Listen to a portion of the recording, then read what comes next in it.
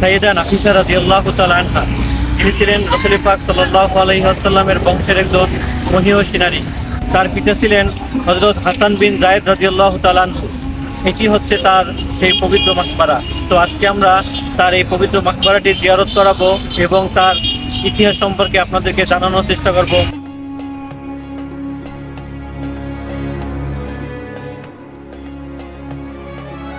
আসসালামু আলাইকুম ওয়া রাহমাতুল্লাহি ওয়া বারাকাতুহু।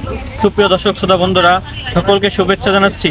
রাসূল পাক সাল্লাল্লাহু আলাইহি ওয়াসাল্লামের বংশের একজন উজ্জ্বল নক্ষত্র এবং ইমাম হাসান রাদিয়াল্লাহু তাআলা আনহু এর নাতনি হযরত সাইয়েদা নাফিসা রাদিয়াল্লাহু তাআলা আনহার মাকবারার সম্মুখ থেকে। সুপ্রিয় দর্শক শ্রোতা বন্ধুরা, আজকের ভিডিও পর্বে আমরা আপনাদেরকে এই মহিয়সী সালেহা আবেদা মুমিনা মুহসিনা এই তাপস্বী মহানারীর মাকবারা শরীফটি আপনাদেরকে জিয়ারত করাবো এবং তার ঐতিহাসিক সেই বর্ণাঢ্য জীবন সম্পর্কে আপনাদেরকে জানানোর চেষ্টা করব। তো আমাদের সাথেই থাকুন। সুপ্রিয় দর্শক শ্রোতা বন্ধুরা, এই মুহূর্তে আমরা অবস্থান করছি মসজিদে সাইয়েদা নাফিসা রাদিয়াল্লাহু তাআলা আনহা।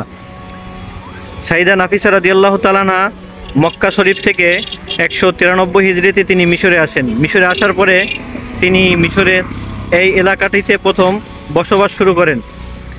তো তখন এই মসজিদটি মূলত ছিল না। পরবর্তীতে তার ইন্তেকালের পরে এই জায়গাটিকে স্মরণীয় করে রাখতে ফাতিমীয়রা এই মসজিদটি নির্মাণ করেন।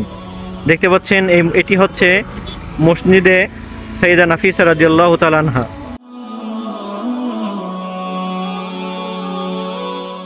সাইয়েদা নাফিসা রাদিয়াল্লাহু তাআলা আনহা ছিলেন আমিরুল মুমিনিন হাসান বিন যায়েদ রাদিয়াল্লাহু তাআলা আনহু এর কন্যা।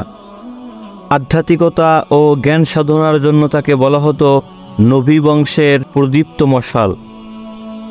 কারিমাতুদ দারাইন, উভয় জগতে সৌভাগ্যবান ছিল সাইয়েদা নাফিসা রাদিয়াল্লাহু তাআলা আনহা এর উপাধি। সাইয়েদা নাফিসা রাদিয়াল্লাহু তাআলা আনহা 11ই রবিউল আউয়াল 145 হিজরির পবিত্র মক্কা নগরীতে বুধবার জন্মগ্রহণ করেন। 8 বছর বয়সে পবিত্র কোরআন হিফজ করেন। শৈশবে তিনি মসজিদে নববীতে যেতেন এবং বিশিষ্ট আলেমদের পাঠদান ও আলোচনায় অংশগ্রহণ করতেন। পরিণত বয়সে উপনীত হওয়ার আগেই তিনি নাফিসাতুল ইলম অর্থাৎ সর্বোত্তম জ্ঞানী উপাধি লাভ করেন। বন্ধুরা, এবার তাহলে চলুন এই মহিয়সী তাপস্বী কারিমা সালেহা এবং ফাতিমীয় রাজবংশের শ্রেষ্ঠ রাজকন্যার মাকবারাটি জিয়ারত করে আসি। দর্শক দেখতে পাচ্ছেন, এটি হচ্ছে হযরত সাইয়েদা নাফিসা রাদিয়াল্লাহু তাআলা আনহার পবিত্র মাকবারা। আর যে কাঠের দেয়ালটি দেখতে পাচ্ছেন, এটি হচ্ছে মূলত এই পাশে পুরুষদের জন্য জিয়ারতের ব্যবস্থা করা হয়েছে এবং ওই পাশে মহিলাদের জন্য জিয়ারতের ব্যবস্থা করা হয়েছে। 161 হিজরির রজব মাসে ইমাম জাফর সাদিক রহমাতুল্লাহি আলাইহি এর ছেলে ইসহাক মুতামিন রহমাতুল্লাহি আলাইহি এর সঙ্গে সাইয়েদা নাফিসা রাদিয়াল্লাহু তাআলা আনহা এর বিবাহ হয়। তিনি ছিলেন হুসাইন বিন আলী রাদিয়াল্লাহু তাআলা আনহু এর বংশধর।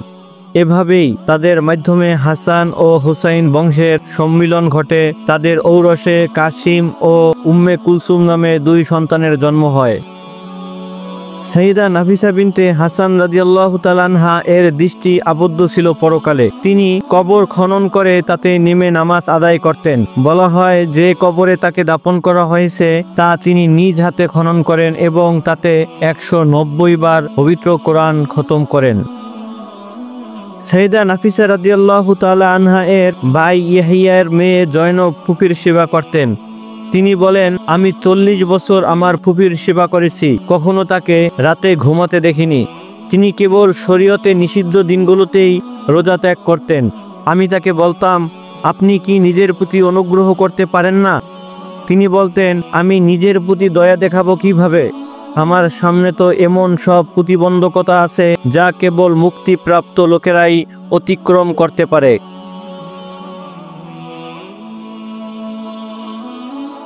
সাইয়েদা নাফিসা রাদিয়াল্লাহু তাআলা আনহা জন্মের পর থেকেই তিনি তাকওয়াবান এবং আল্লাহ ভীতি নিয়ে বড় হয়েছিলেন। তিনি সদা সর্বদা দুনিয়ার চিন্তা ত্যাগ করে আখিরাতের চিন্তায় মশগুল থাকতেন। এই কারণে তাকে কারিমাতুদ দারাইন বলা হয়, অর্থাৎ উভয় জগতের সৌভাগ্যবান। তার জীবনে ঘটেছিল নানা অলৌকিক ঘটনা। তার মধ্য থেকে একটি উল্লেখযোগ্য ঘটনা হচ্ছে তিনি যে এই এলাকায় বসবাস করতেন, আমরা যে এলাকাটা রয়েছি এই এলাকাটা হচ্ছে কায়রোর নাফিসা এলাকা, অর্থাৎ তার নাম অনুসারে এই এলাকাটাকে সাইয়েদা নাফিসা বলা হয়। পরবর্তীতে ফাতিমীয়রা তার ইন্তেকালের পরে এই মসজিদটি নির্মাণ করেছেন। তো এই এলাকায় একসময় অমুসলিমরা বসবাস করত এবং সাইয়েদা নাফিসা রাদিয়াল্লাহু তাআলা আনহাকে অনেক অত্যাচার করেছিল। তো একদা এক খ্রিস্টান মহিলার ছোট একটি বাচ্চা অসুস্থ হয়ে পড়ে। এরপরে তার ঘরে কোনো মানুষ না থাকার কারণে তার প্রতিবেশী সাইয়েদা নাফিসা রাদিয়াল্লাহু তাআলা আনহার কাছে তার সেই ছোট শিশুটিকে রেখে যায়। ছোট শিশুটিকে রেখে তিনি বাজারে যায়। তো সাইয়েদা নাফিসা রাদিয়াল্লাহু তাআলা আনহা তার কাছে তার সেই বাচ্চাটিকে রেখেছিলেন। তো তখন নামাজের ওয়াক্ত হয়েছিল, তাই তিনি উজু করে নামাজের জন্য জায়নামাজে দাঁড়ালেন। জায়নামাজে দাঁড়ানোর পরে তার শরীর মোবারক থেকে কয়েক ফোঁটা পানি ওই ছোট শিশু বাচ্চাটির গায়ে পড়ল। আল্লাহ তাআলার অশেষ কুদরতে এবং আল্লাহ তাআলার অশেষ রহমতে ওই মুমূর্ষ শিশু বাচ্চাটি সুস্থ হয়ে উঠলেন এবং সেই বাচ্চাটি হেঁটে হেঁটে তার মায়ের কাছে পৌঁছলেন। এই ঘটনা দেখে তার মা সহ আশেপাশের সমস্ত লোকজন আশ্চর্য হয়ে গেল। এই শিশুটি ছিল একটি মুমূর্ষ অবস্থায়, কিভাবে এ সুস্থ হয়ে গেল?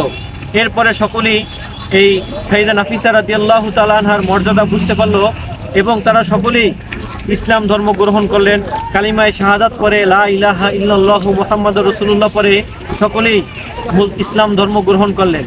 তো এছাড়াও তার জীবনে আরও অনেক অলৌকিক ঘটনা ঘটেছিল এবং তার বিশেষ মর্যাদা হচ্ছে তিনি সদা সর্বদা জ্ঞান চর্চায়, আল্লাহ তাআলার ইবাদত বন্দিকি, তাসবিহ তাহলিল, মুরাকাবা, মুশাহাদা ইত্যাদিতে মশগুল থাকতেন। তো এই রকমের একজন মহা মনীষী এবং এই রকমের একজন মহান নারীর মাকবারা শরীফ জিয়ারত করতে পেরেছি এবং আপনাদেরকে দেখাতে পেরেছি, সত্যি নিজেকে খুব ভাগ্যবান মনে হচ্ছে। আলহামদুলিল্লাহ। সাইয়েদা নাফিসা রাদিয়াল্লাহু তাআলা আনহা 26শে রমজান 193 হিজরি সনের শনিবারে মিশরে আগমন করেন। মিশরবাসী তাকে গণসংবর্ধনা দেয়। এর কারণ ছিল তিনি ছিলেন হযরত ফাতেমা রাদিয়াল্লাহু তাআলা আনহা এর বংশের উজ্জ্বল নক্ষত্র, আর ফাতেমীয়রাও ছিল হযরত ফাতেমা রাদিয়াল্লাহু তাআলা আনহা এর বংশধর। এবং তিনি যখন মিশরে আগমন করেছিলেন তখন ফাতেমীয়রা মূলত মিশর শাসন করেছিল। এই জন্য তাকে বলা হয় ফাতেমীয় রাজবংশের মহারাজকন্যা। তিনি যখন মিশর আগমন করেছিলেন তখন মিশরের শাসনকর্তা ছিল সারি বিন হাকাম বিন ইউসুফ। তিনি সাইয়েদা নাফিসা রাদিয়াল্লাহু তাআলা আনহা এর জন্য এই জায়গাটি নির্ধারণ করেন এবং তার জন্য এখানে একটি বাড়ি তৈরি করে দেন। এরপরে সাইয়েদা নাফিসা রাদিয়াল্লাহু তাআলা আনহা এবং তার পরিবার এখানেই বসবাস শুরু করেন। ইমাম শাফি রহমতুল্লাহি আলাই মিশরে আগমনের পরে সাইয়েদা নাফিসা রাদিয়াল্লাহু তাআলা আনহা এর সঙ্গে যোগাযোগ করেন এবং সাইয়েদা নাফিসা রাদিয়াল্লাহু তাআলা আনহা ছিলেন ইমাম শাফি রহমতুল্লাহি আলাইহি এর ওস্তাদ। তিনি 208 হিজরির রজব মাসে রোজাদার অবস্থায় ইন্তেকাল করেন। আর তিনি যখন ইন্তেকাল করেছিলেন তখন তিনি পবিত্র কোরআন মাজিদ তেলাওয়াত করতেছিলেন এবং তিনি পড়তেছিলেন সূরা আনামের 127 নং আয়াত, লাহুম দারুস সালামি ইনদা রব্বিহিম ওয়া হুয়া ওয়ালিয়ুহুম বিমা কানু ইয়ামালুন, অর্থাৎ তাদের জন্য তাদের প্রতিপালকের কাছে আছে শান্তির আবাস, তারা যা করত তার জন্য তিনি তাদের অভিভাবক।